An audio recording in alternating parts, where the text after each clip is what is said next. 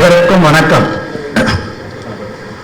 இலக்கிய வட்டத்தினுடைய 502வது கூட்டத்திலே முகம் மாமணியாருடைய 96வது பிறந்த நாளிலே தொழில்நுட்ப கல்வித்துறையில பேராசிரியராக பணிபெற்று இன்றைக்கு இந்த இலக்கிய வட்டத்திற்கு என்றைக்கு வந்தேனோ அன்றைய தினம் எனக்கு ஒரு ஈர்ப்பு ஏற்பட்டு தொடர்ந்து வந்த நான் கடந்த 6 மாதங்களாக வர முடியாத சூழ்நிலையில் இன்றைக்கும் வேறொரு இடத்திலே ஒரு பெரிய விழாவிலே காலையிலே பங்கேற்க வேண்டும் என்ற நிலை இருந்தாலும் உரைக்கெல்லாம் மேலுரையாய் ஊர்மிச்சும் பேச்சுரையால் தன்னுடைய வரவேற்புரை நிகழ்த்திய ஐயா பேராசிரியர் பேக்கி பெருமகனுடைய அன்பு அழைப்பை ஏற்று இன்றைக்கு இந்த விழாவினுடைய மாணவர்களுக்கு பரிசளிப்பு வழங்க இருக்கிற நீதியரசர் நக்கீரன் அவர்கள், உயர்நீதிமன்றத்தினுடைய ஓய்வு பெற்ற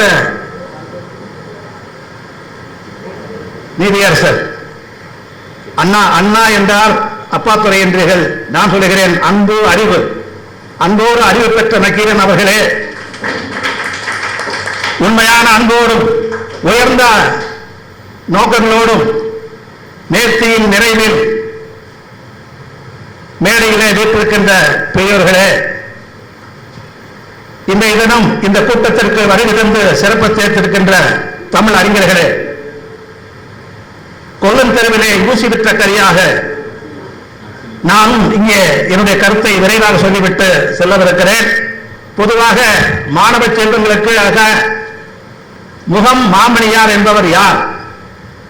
வழக்கமாக ஏறுமையில் ஏறி விளையாடும் முகம் ஒன்று, ஈசருடன் ஞானமொழி பேசும் முகம் ஒன்று, கூறுமடி யார்களை தீர்த்த முகம் ஒன்று, குண்டுருவ வேல் வாங்கி நின்ற முகம் ஒன்று, மாறுபடு சூரரை வதைத்த முகம் ஒன்று, வள்ளியை மனம் புரிய வந்த முகம் என்று 6 முகத்தை பற்றி நாம் இறைவணக்கம் பாடுவோம். நாம் பார்க்கின்ற முகம், இந்த முகம், இந்த இலக்கிய முகத்தை அறிமுகமாக்கிய மாமணியார். அவர் இந்த இலக்கிய வட்டம் துவங்கிய ஆண்டு 1980 என்று பார்த்தேன். என்னுடைய வாழ்க்கை, குடும்ப வாழ்க்கை துவங்கியதும் 1980. ஆக இந்த இலக்கிய வட்டத்திற்கு எனக்கு ஒரு தொடர்பு இருக்கிறது. 1978 அரசு துறையிலே நான் பணியில் சேர்ந்த ஆண்டு 78. ஆக எனக்கும் இந்த இலக்கிய வட்டத்திற்கும் தொடர்பு இருக்கிறது சொல்லி முகம் மாமணியாரை பற்றி மாணவ செல்வங்களுக்காக, ஏனென்றால் இங்கே பரிசு வாங்க வந்திருக்கிற மாணவ செல்வங்களே, உங்களுக்காக பொதுவாக முகம் மாமணியார் இந்த இலக்கிய வட்டத்துக்கு வரும்போது பல நேரத்திலே நான் அவரோடு பேசியிருக்கிறேன், பழகியிருக்கிறேன். அந்த வாய்ப்பு எனக்கு வாழ்க்கையிலே கிடைத்த ஒரு பொன்னாள். அது மட்டும் அல்ல, அவர் இறப்புற்ற காலத்திலே கேட்ட நேரத்திலே அந்த இல்லத்துக்கு சென்று மலர் பாளையம் வைத்து என்னுடைய இரங்கல் அஞ்சலி செலுத்தியவன். ஆக எனக்கும் ஒரு பெரிய தொடர்பு இருக்கிறது. மூத்த பத்திரிகையாளர், எழுத்தாளர் மற்றும் இலக்கியவாதியான முகம் மாமணி அவர்கள் 31/12/1931 பிறந்தார். 1931 பிறந்தவர். பெரியாருடைய பகுத்தறிவு கொள்கைகளால் ஈர்க்கப்பட்ட முகம் மாமணி அவர்கள் 1953 விடுதலை நாளிதழிலே அச்சுக்கோக்கும் பணியாற்றினார். பின்னர் 1956 முதல் 1991 வரை 36 ஆண்டுகள் LIC என்கிற ஆயுள் காப்பீட்டு கழகத்திலே பணிபுரிந்தார். அதனால் என்னவோ அவருடைய ஆயுள் காலமும் 91 ஆண்டுகள் தான்.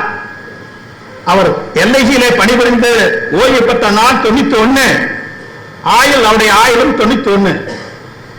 1982 KK நகர் இலக்கிய வட்டம் அமைப்பை ஏற்படுத்தி மாதந்தோறும் முதல் ஞாயிற்றுக்கிழமை இலக்கிய சொற்பொழிவு கூட்டங்களை நடத்தினார். சிறு வயது முதலே எழுத்து பேச்சில் ஆர்வம் கொண்ட முகம் மாமணி அவர்கள் 1983 முகம் என்ற இலக்கிய மாத இதழை தொடங்கி 40 ஆண்டுகளாக நடத்தியிருக்கிறார். தமிழறிஞர்கள் நாரண துரைக்கண்ணன், பன்மொழி புலவர் அப்பாத்துறையார், முத்தமிழ் காவலர் விஸ்வநாதம் ஆகியோருடைய வரலாற்றை முகம் இதழிலும் பின்னர் நூல்களாகவும் வெளியிட்டார். இவரது படைப்புகள் 22. எத்தனை புத்தகம் இருக்காரு? 22. இந்த 22 பார்க்கும்போது அவருக்கு 2 ஆண்கள் 2 பெண்கள். பாருங்க, 2 2 22 படைப்புகள். அவருடைய குழந்தைகள் 2 ஆண் 2 பெண். ராதாகிருஷ்ணன் என்பது போல அவருடைய மனைவி பெயர் ராதா.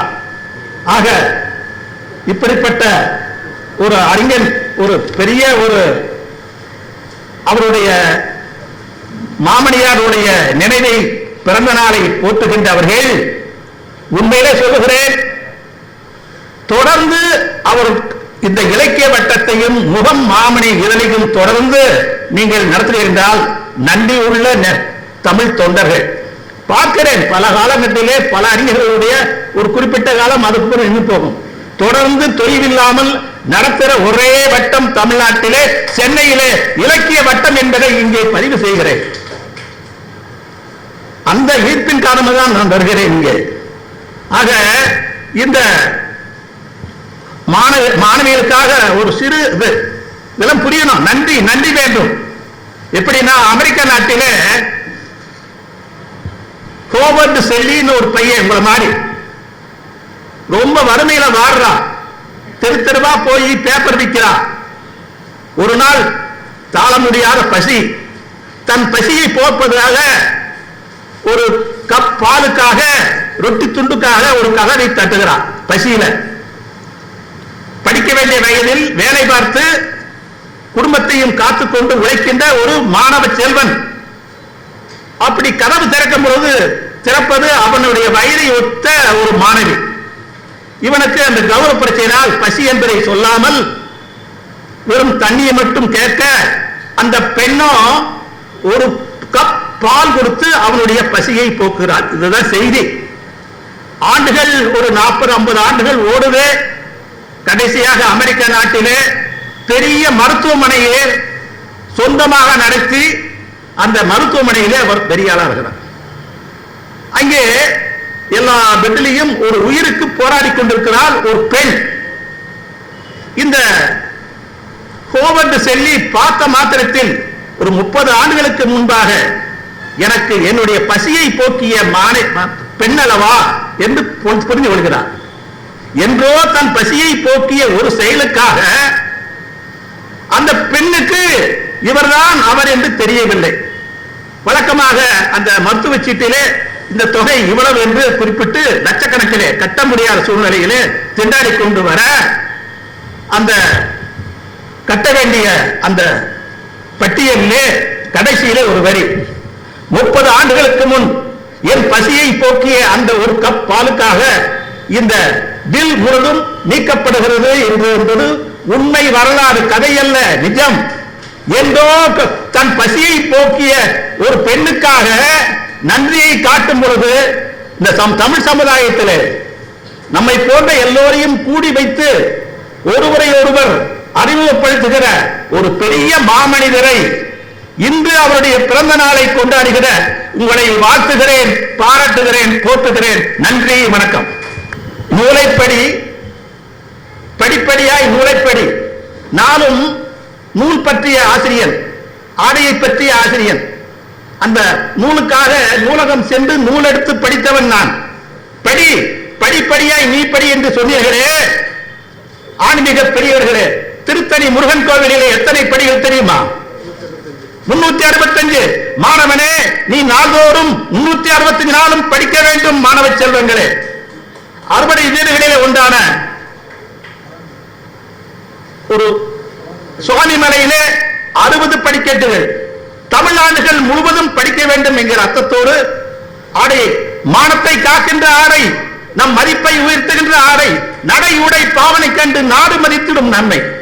ஆடையில்லா மனிதன் அரை மனிதன், அமுதவாக்கும் ஆடையின் ஒரு வேறுபாடு. இந்த இலக்கிய வட்டம் தருகின்ற ஆடையை மகிழ்வோடு ஏற்று விடைபெறுகிறேன். நன்றி, வணக்கம்.